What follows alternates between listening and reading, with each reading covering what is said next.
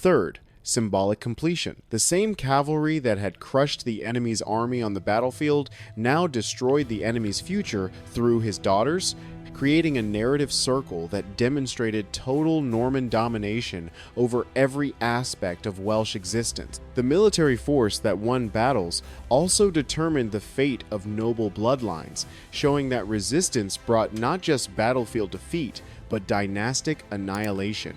Fourth, recruitment of conquered populations into complicity. When Norman commanders conducted these punishments publicly in captured territories, they forced Welsh populations to witness their own nobility being systematically destroyed, creating collective trauma that made resistance psychologically more difficult because everyone had seen what happened to those who fought. This was the system that had created the punishment Eleanor had volunteered to endure in her sister's place. Not madness, not arbitrary cruelty born from individual sadism, but calculated institutional violence serving purposes that Norman military strategists considered entirely rational within their framework of conquest and control. The fact that these purposes were served by acts of extreme sexual violence against defenseless noblewomen was not considered a moral problem within medieval military culture. The women were enemies, daughters of rebels, who had challenged legitimate Norman authority granted by papal blessing and royal inheritance. Their suffering served the greater good of establishing order, preventing future bloodshed through deterrence, and securing territories that would otherwise require constant military presence to control.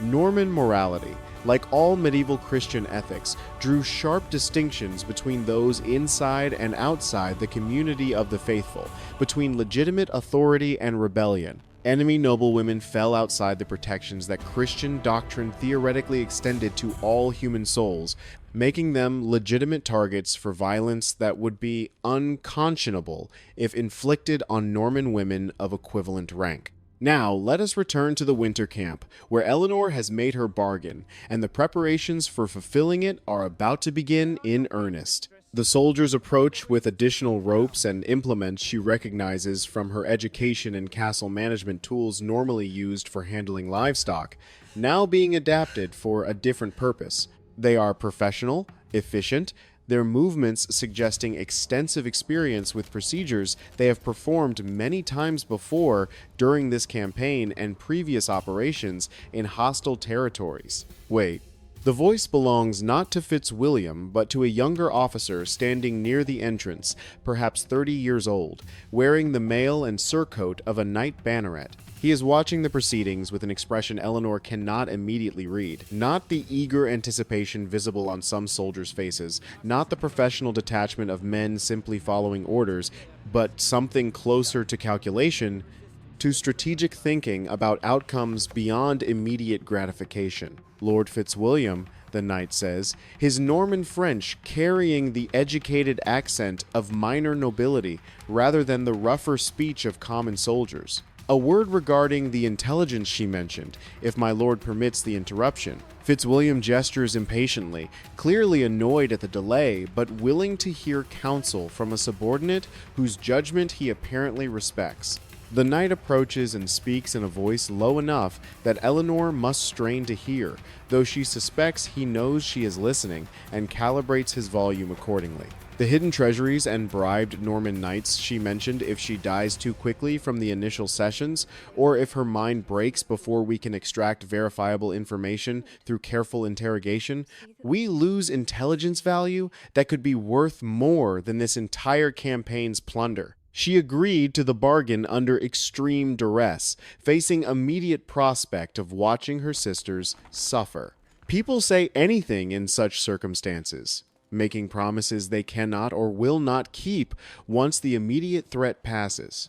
If we want reliable intelligence, rather than desperate lies told to buy time, we need her coherent, cooperative, genuinely believing that her cooperation serves her goals of protecting her sisters. That requires maintaining her capacity to provide detailed information locations she can describe precisely enough for search parties to verify, names she can support with specific evidence of corruption, trade routes she can map accurately enough to be militarily useful. Fitzwilliam considers this argument, and Eleanor watches the calculation happen again in his weathered features, the weighing of entertainment value against practical advancement, immediate satisfaction against longer-term career benefits in a royal court where successful administrators who increase revenue earn more rewards than competent battlefield commanders.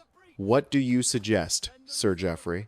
Delay the intensive physical measures until we have extracted and verified the core intelligence she claims to possess. Begin with interrogation that demonstrates we are serious about enforcement. Perhaps one preliminary session sufficient to convince her we will absolutely fulfill our threat against her sisters if she fails to cooperate, but preserve her capacity to provide detailed, accurate information over multiple days of careful questioning. Extract what she knows about treasury locations first, since those can be verified most quickly by sending search parties. Then move to the commercial intelligence about wool trade routes, which requires more detailed mapping but provides ongoing revenue value. Finally, address the political intelligence about bribed Norman officers, which is most sensitive but potentially most valuable for your position at court if you can provide the king with evidence of corruption among rivals. Then, after we have extracted and verified everything of value, proceed with whatever extended demonstration you deem appropriate for troop morale and deterrence purposes. The delay actually increases impact. Her sisters will spend days watching her interrogation, understanding in progressive detail exactly what she is enduring to protect them, which creates the psychological destruction we seek while maintaining intelligence value throughout the process. Fitzwilliam nods slowly, his expression showing grudging respect for the strategic thinking. You make a reasonable argument, Sir Geoffrey de Lacy. You understand that cruelty should serve multiple purposes rather than merely satisfying immediate appetites, a rare quality in young knights who usually think only of glory and plunder. Very well, hold the intensive preparations for now. Move the lady to the command tent where we can begin formal interrogation under proper conditions. Bring her sisters to witness the agreement being documented so all parties understand the terms clearly. Eleanor feels a complex wave of emotion washing through her relief that immediate horror has been delayed, creating time she might use to find some escape or rescue, terror at what preliminary session and intensive measures still imply for her future, and something else when she looks at the knight who intervened. Not gratitude exactly. She is not naive enough to think he acted from kindness or compassion, but recognition that he is someone who calculates strategically, who thinks beyond immediate satisfaction to longer-term outcomes, who might be useful if she can understand what motivates him and how his interests might be aligned with her survival. She files his name away in her mental ledger, Sir Geoffrey de Lacy, minor nobility, judging from the surname, probably a younger son seeking advancement through military service, ambitious enough to insert himself into a situation where he had no formal authority, intelligent enough to frame his intervention in terms of Lord Fitzwilliam's interests, rather than any moral objection to the planned punishment. That combination of ambition and intelligence makes him potentially valuable, possibly manipulable, if she can offer him something he wants more than he wants entertainment. The command tent occupies the center of the Norman camp, protected by inner palisade walls and positioned for maximum defensibility. It is furnished with the comforts senior nobles expected, even during winter campaigns in hostile territory, braziers providing warmth against December, cold wooden tables covered with campaign maps and administrative documents, cushioned chairs reserved for officers of appropriate rank, even a small altar where the camp chaplain conducts daily mass for the commander's spiritual welfare. Eleanor sits on a wooden stool before a table where Sir Geoffrey has arranged writing materials with practiced efficiency. Sheets of parchment scraped thin enough to be expensive, ink in a silver-chased container, suggesting this came from plundered church supplies, quill pens cut from goose feathers, a detailed map of the Welsh marches that she recognizes as surprisingly accurate, probably drawn by Welsh informants who sold their knowledge for Norman silver. Her sisters have been taken to a different section of the tent, separated from the interrogation area by a heavy wool curtain, but close enough that Eleanor can hear Margaret's voice murmuring comfort to Catherine. They have been given warmer clothing, thick wool cloaks, probably taken from supply wagons, and she glimpsed them briefly as soldiers led her across the camp. Margaret's face still shows tear tracks frozen on her cheeks from crying in the winter, cold, but her expression has shifted from pure terror to something more complex. Comprehension of what Eleanor is trading for, their safety, guilt at the price being paid, determination to survive, so the sacrifice means something. Catherine clings to Margaret with the desperate grip of someone who has seen too much in too short a time. Her childhood innocence shattered by 9 days of captivity and the horror of understanding what men become during wartime. They are alive. They are safe for this moment. Everything else Eleanor can endure if it keeps them breathing, keeps them whole enough to rebuild some kind of life behind convent walls where Norman violence cannot easily reach. The hidden treasuries, Sir Geoffrey says, his voice businesslike as he positions parchment for note-taking. Start there with the most easily verifiable claims, so we can establish your credibility before moving to more complex intelligence. Eleanor had spent 9 days preparing for this moment, 9 days of captivity, during which she was not idle despite terror and uncertainty. During the forced march from her father's besieged castle to this winter camp, during the cold nights locked in supply wagons, during the hours of waiting in the holding structure before today's confrontation, she had been constructing a careful web of truth and strategic fabrication, real information that could be verified immediately, mixed with plausible lies designed to keep her valuable as long as possible, to extend the window of time before Norman patience ran out and the delayed punishment resumed. My father had 3 primary treasury locations, she begins, speaking slowly and clearly so Geoffrey's quill can capture every detail. The first was at Hay-on-Wye, in a vault beneath the castle chapel. This one your soldiers have already discovered during the siege. I know because I saw Norman men-at-arms loading coin chests onto wagons during my transport here. The vault contained approximately 800 marks in silver pennies, perhaps 300 marks in gold nobles, plus various jeweled items taken as plunder during my father's own campaigns against rival Welsh lords. Sir Geoffrey nods, making notes in the precise hand of someone educated by monks. This is verifiable information that matches our records, which establishes you are capable of providing accurate intelligence. Continue. The second treasury was at Beowulf Castle, in a cave system approximately 3 miles east of the fortress walls. The entrance is concealed behind a waterfall, not the main falls visible from the valley, but a smaller cascade hidden in forest growth that looks impassable, but can be approached through a narrow path my father showed me twice during my education in estate management. Inside the cave are approximately 400 marks in silver, 200 marks in gold, plus Welsh jewelry and relics that have not been formally appraised, but would command significant value from collectors who prize ancient Celtic metalwork. You know the exact location well enough to guide a search party? Geoffrey asks, looking up from his notes. I can draw a map detailed enough for your soldiers to find it without my physical presence, Eleanor says. I visited the location twice with my father. Once when I was 14 as part of learning how our house maintained resources during conflicts, once again last summer when he moved additional valuables there after your king's armies began their campaign into Welsh territories.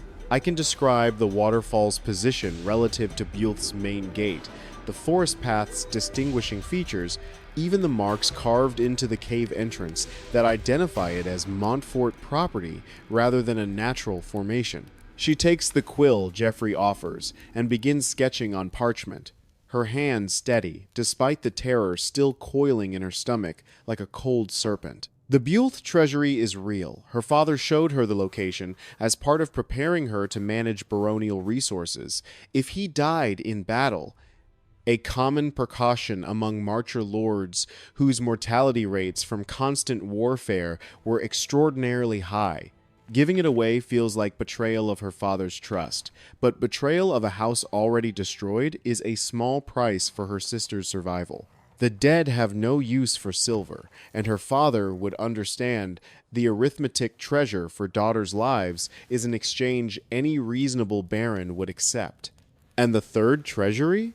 Geoffrey prompts, watching her draw with an expression suggesting professional respect for her precision. Here, Eleanor begins weaving in the calculated fabrication she constructed during days of planning. The third was established in cooperation with Flemish wool merchants operating through the port of Bristol in a location on the coast of the Severn estuary. I know the general region where the warehouse should be located, but not the specific building that information was held by my brother Edmund, who managed our house's commercial operations and died during the siege when a trebuchet stone struck the keep where he was directing the defense. Sir Geoffrey studies her with eyes that miss nothing. You are saying the third treasury may be beyond recovery without your brother's knowledge. I am saying that recovering it would require negotiation with Flemish merchant families, which may be more valuable to King William than the gold itself, Eleanor responds, meeting his gaze directly. I know the names of the principal merchants my father worked with, the De Vries family of Bruges, the Van der Weyden house of Ghent, the Boucart syndicate that controls wool shipping from Bristol to Flanders. I know the terms of their trading agreements, the seasonal patterns of wool shipment, the credit arrangements that allowed my father to move currency between England and the continent without your king's customs officers tracking the transactions. This intelligence could be used to approach these merchant families and establish Norman control over commercial networks that currently operate independently of royal oversight. Or it could be used to expose them to Flemish authorities as smugglers evading proper taxation, giving King William leverage to demand cooperation. Either approach provides ongoing revenue far exceeding the value of a single treasury, because wool trade generates wealth continuously rather than as a one-time plunder. She is improvising now,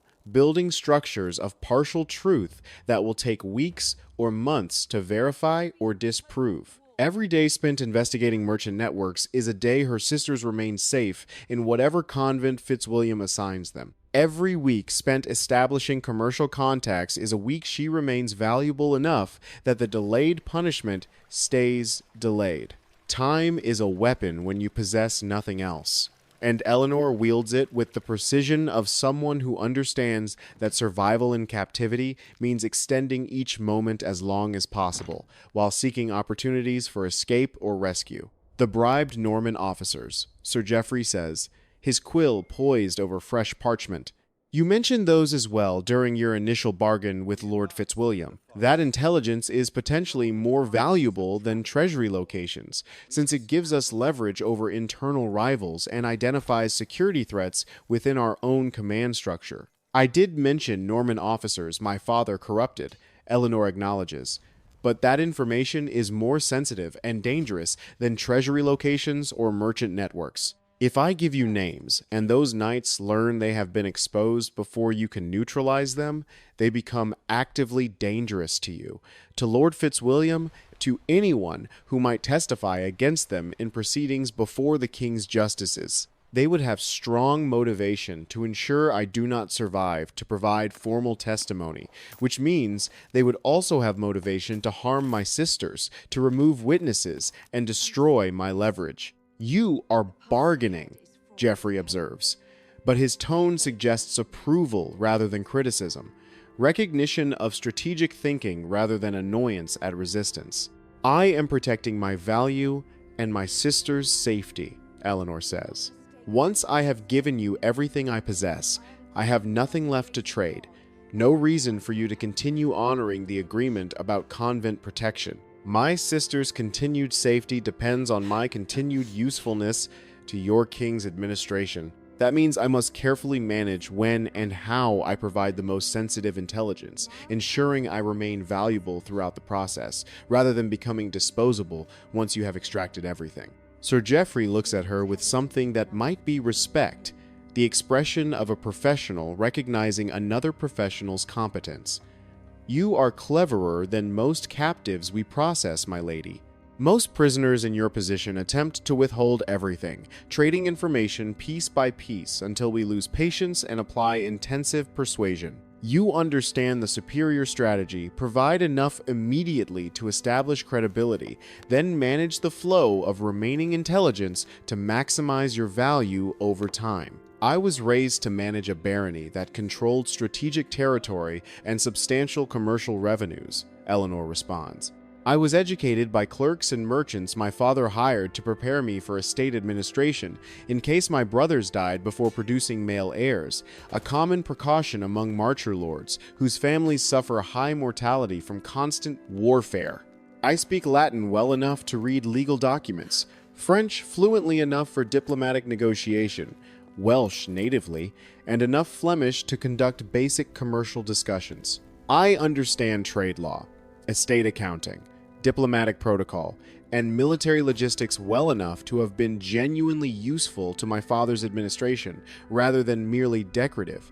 I am exactly as intelligent as you would expect a marcher baron's daughter to be when that baron invested in her education as insurance against dynastic uncertainty. The question is whether you and Lord Fitzwilliam are intelligent enough to use that capability rather than destroy it for temporary entertainment that provides no lasting benefit. A long silence follows while Geoffrey considers this argument. Weighing calculations Eleanor cannot fully see, but can partially infer from what she knows about Norman administrative culture and the incentives driving individual advancement. Then he smiles.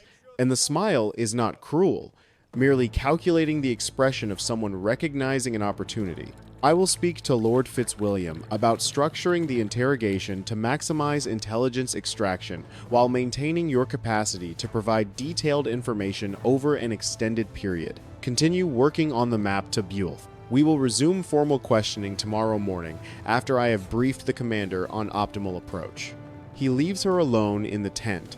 Guards posted outside the entrance, but no one watching her directly, a calculated gesture of limited trust, recognition that she possesses no weapons and cannot escape from the center of a Norman military camp in winter territory, miles from any potential refuge. Eleanor continues drawing the map to Buell, making it detailed enough to be genuinely useful, accurate enough to withstand verification by search parties, professional enough to demonstrate competence rather than desperate fabrication. And while she draws with steady hands, she thinks about Sir Geoffrey de Lacy, about what motivates him, about how she might use him to protect her sisters beyond the immediate agreement. He is ambitious. She recognized it instantly in the way he intervened with Fitzwilliam, inserting himself into a situation where he had no formal authority but saw opportunity to demonstrate valuable judgment. He wants advancement, recognition, the rewards that come from association with successful commanders who can recommend talented subordinates to the king's attention. In the competitive environment of Norman court culture, where younger sons must build careers through service rather than inheritance, someone who delivers valuable intelligence to his superiors can rise rapidly through ranks that would otherwise take decades to climb. Eleanor can give him what he wants. The intelligence she possesses, if properly managed and presented, could genuinely advance Geoffrey's career if he is the one who delivers it to Lord Fitzwilliam in ways that make the commander look competent to royal. Administrators. Treasury locations that can be verified immediately establish credibility. Commercial intelligence about wool trade networks provides ongoing revenue that makes administrators look valuable. Political intelligence about bribed Norman officers gives ambitious men leverage over rivals. If she can bind Geoffrey's interests to her sister's survival, if she can make him understand that keeping her alive and cooperative serves his advancement better than allowing Fitzwilliam to proceed with delayed punishment that destroys her value, she will have created a protector whose motives are not kindness or compassion, but calculated self-interest, far more reliable than any altruistic impulse in the brutal environment of medieval military culture. It is the beginning of a strategy built on understanding what drives men in systems where survival depends on reading power dynamics correctly. It is the beginning of hope, fragile and uncertain but real, the possibility that intelligence and strategic thinking might achieve what physical strength and martial prowess cannot. Subscribe to Medieval Survival Skills to learn the complete story of how Eleanor de Montfort used these strategies to protect her sisters and eventually secure her own survival through months of captivity, and to understand the systematic patterns of violence against noble women that operated across medieval Europe. Patterns you must recognize to survive when power operates without accountability.